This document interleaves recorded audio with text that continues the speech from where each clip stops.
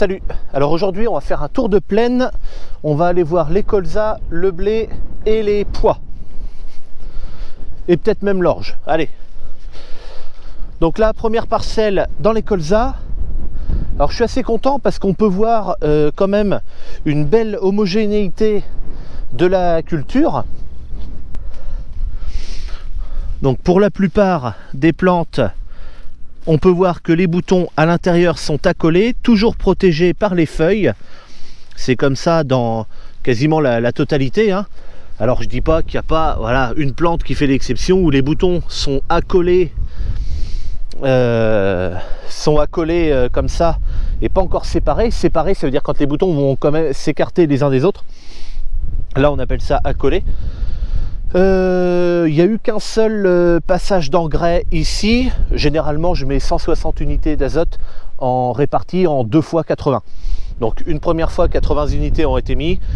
Là la deuxième fois, le deuxième passage approche franchement, mais ça va, j'ai encore quelques jours devant moi pour intervenir. De toute façon aujourd'hui c'est pas possible, il y a trop plu, je peux pas aller dans les champs. Et puis même il y a un peu trop de vent quand même. C'est vrai que l'azote, pour mettre de l'engrais liquide, le vent c'est pas tellement dérangeant, surtout s'il y a de la pluie derrière en même temps, mais là il y en a quand même de trop, faut pas exagérer non plus. Par contre ouais, je suis assez content de ma parcelle quand même. Je suis assez content de ma parcelle. Plus loin là-bas, au fond de la parcelle, j'avais eu quelques ravenelles et je crois que je l'avais fait voir dans une des vidéos où je fais je sais pas quoi moi, enfin où je faisais quelque chose et je l'avais fait voir, toujours. Tiens, il y avait des crottes de lièvre ici. Bon, je te fais voir cette parcelle-là, mais grosso modo, cette année, j'ai 38 hectares de colza répartis sur 4 parcelles. Je te fais voir celle-ci, mais les 4 parcelles sont à peu près pareilles les unes des autres. C'est pour ça. Puis comme celle-ci est au bord de la route, surtout, ça me convient bien de m'arrêter là. Sinon, à part ça, les colzas ont à peine commencé à allonger. Alors à allonger en fait, alors si, attends, je pouvais te faire voir parce qu'il y en a un qui a commencé. Ici je l'ai vu, tu vois, regarde la tige, il a commencé, tu vois, à monter vers le haut. Mais franchement la plupart ont à peine commencé, hein. Ils ont décollé, mais ils n'ont pas encore allongé. Mais là les températures vont franchement augmenter, donc ça va partir, même les blés là. Les blés, je suis lancé à mettre le deuxième apport d'azote aussi. Ça va foncer hein, maintenant hein, qu'il va y avoir du soleil et de la température surtout. Donc voilà, allez, on va aller voir le blé. Bon alors ici, bon, je vais même pas y aller, hein, c'est pas important. C'est une parcelle qui est labourée. Ce sera là où il y aura les tournesols. C'est ici qu'il y avait le couvert végétal et tout. Et si tu peux voir, il n'y a aucun déchet en surface. C'est exactement ce que je voulais et c'est surtout pour ça qu'il y a eu un coup de déchômeur à disque avant le labour. Le soleil est chiant, avant le labour. Voilà, ça sera la seule parcelle de tournesol. Il y en a 28 hectares ici, un peu plus. Et ça correspond à peu près parce que tous les ans, moi je veux faire environ une trentaine d'hectares de tournesol. Donc cette année, il n'y a qu'une seule parcelle. Voilà. Bon allez, c'est pas la peine de s'attarder plus là-dessus, mais voilà, il y en a plusieurs qui m'avaient posé la question en commentaire de ma vidéo du déchômage là. Pourquoi je déchômais avant de labourer? C'est pour ça. Enfin, j'avais répondu en commentaire, mais voilà. Bon, voilà le blé. La parcelle fait 26 hectares ici. Le blé est quand même pas vilain du tout. Plutôt homogène, sauf un peu plus loin dans le champ là-bas où il y a des zones un peu plus, où le blé a un peu plus souffert peut-être. Donc là il est bien talé, il est rendu maintenant, j'avais regardé avec un cutter. Voilà, donc là j'ai pris un bolin de blé, j'ai arraché les tales, donc les tiges secondaires, et ça c'est la tige principale. Et en fait en coupant avec un cutter en deux, en fendant en deux là la tige, on peut voir l'épi. Et là l'épi arrive bien au stade 1 cm depuis le plateau de talage. Donc c'est le moment de mettre le deuxième apport d'engrais. qui a été fait dans cette parcelle, et c'est la seule parcelle qui a été faite, parce qu'après j'ai été chassé par la pluie.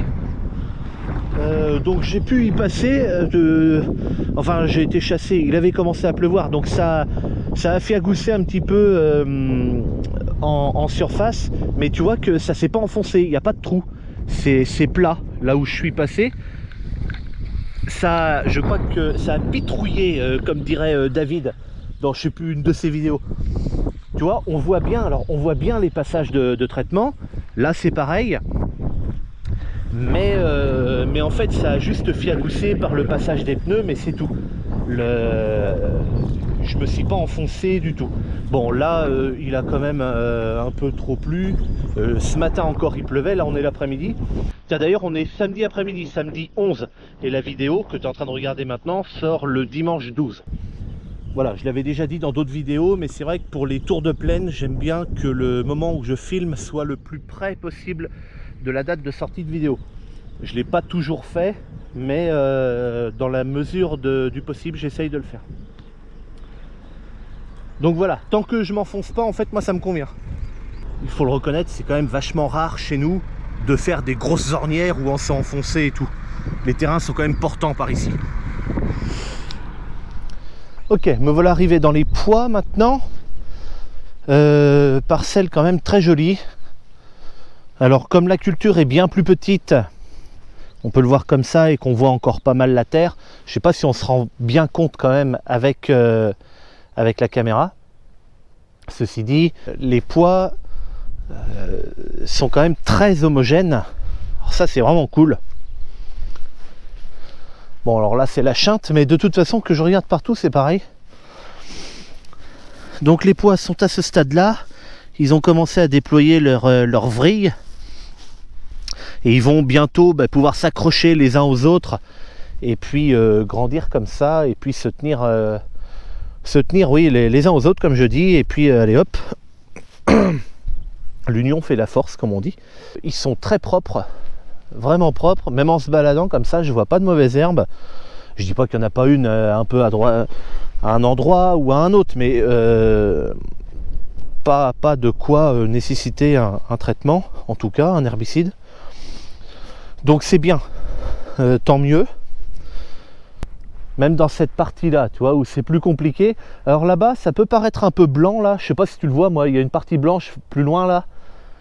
En fait, c'est pas que les pois sont ratés ou qu'il y a quelque chose, c'est qu'en fait, tout le temps dans cette zone là, toutes les feuilles mortes des arbres descendent dans le champ comme ça. Et en fait, ce qu'on voit de blanc, c'est des feuilles mortes.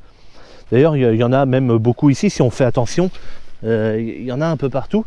Mais là-bas, il y en a d'autant plus. Je pense que c'est parce qu'en fait, le bois qui est là, il y en a une partie qui vient et qui vient tourbillonner après ici. C'est pour ça qu'il y en a beaucoup plus là-bas que là devant.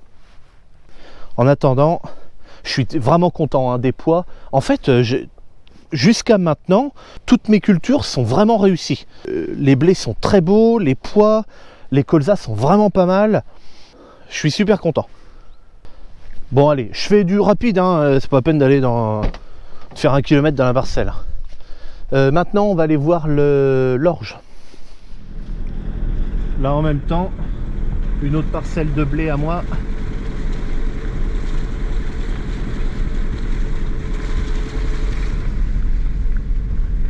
Non franchement c'est vraiment réussi. C'est cool, tant mieux. C'est pas tous les ans comme ça. Il y a des années c'est plus compliqué. Après maintenant, comme je le disais juste avant, c'est réussi, d'accord, mais j'ai envie de dire pourvu que ça dure quoi, parce que il suffit que là aujourd'hui 11 mars ça soit les dernières pluies et puis qu'après il n'y en ait plus jusqu'à l'été, ça va faire la gueule à la moisson, hein. Ça ira, enfin tu vois ce que je veux dire. Donc voilà, jusqu'à maintenant c'est cool. Allez, parcelle d'orge ici. On peut voir qu'il y a une flaque d'eau là-bas. Ma parcelle, toi, c'est le triangle, tu vois, ça s'arrête à la différence de couleur là. Il y a une flaque d'eau ici, mais elle coule dans le fossé, donc tant mieux, c'est très bien. Après, il n'y a pas de rigole qui a été faite là, mais comme ils annoncent à peu près l'arrêt des pluies là, c'est pas un problème, l'eau va s'en aller assez vite et puis on n'en parlera plus de ça. Le truc c'est que c'est pas grave, même si ça baigne un peu dans l'eau là-bas, tout simplement parce qu'une culture comme de l'orge ou du blé, ça peut supporter être quelques jours presque immergé comme c'est là. Si l'eau s'en va assez vite, il n'y aura pas de conséquences. Après, si ça reste pendant 15 jours comme ça, oui, effectivement, là, ça va crever là-bas. Ici, on a une petit triangle là, en forme de flèche. Ça, c'est un désherbage.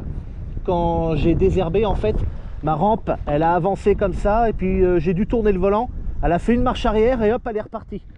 Donc là, l'orge a crevé parce qu'il y a eu un excès de désherbant. De désherbant qui normalement ne doit pas tuer l'orge. Mais bon, et je vais te faire voir autre chose parce que là, je sais pas comment je me suis démerdé, j'ai fait le con et j'ai raté mon coin de champ. Je vais tâcher de me démerder pour pas le rater en engrais. Voilà ici. On voit bien la différence de couleur. En fait, ce triangle là, alors qui est très difficile hein, avec le pluvet à aller jusque dans le coin parce que bon, hein, d'ailleurs même le coin là-bas vraiment ici là au bout de mon doigt, là je l'ai abandonné un petit peu ce coin là parce que de toute façon je peux pas y aller. Mais là, ici ce triangle, eh bien il n'y a pas eu d'engrais. Il n'y a pas eu d'engrais. Donc tu vois, on voit quand même vraiment une belle différence, tant en couleur, mais aussi en épaisseur. On peut voir que là, là où c'est vert foncé, on voit plus la terre, alors que là, quand même, on voit toujours. Hein. Donc voilà. Alors ça veut pas dire, hein, l'orge, bon, ben, elle se démerde comme elle peut avec de ce cas-là, surtout là. Mais voilà, s'il n'y avait pas eu d'engrais dans le champ, eh bien tout le champ serait comme ça, vert pâle. D'ailleurs, un petit peu ben, comme mon voisin là, qui est agriculteur bio. Et on voit que c'est un peu la même couleur là, comparé à ce qui est vert foncé là-bas, tu vois.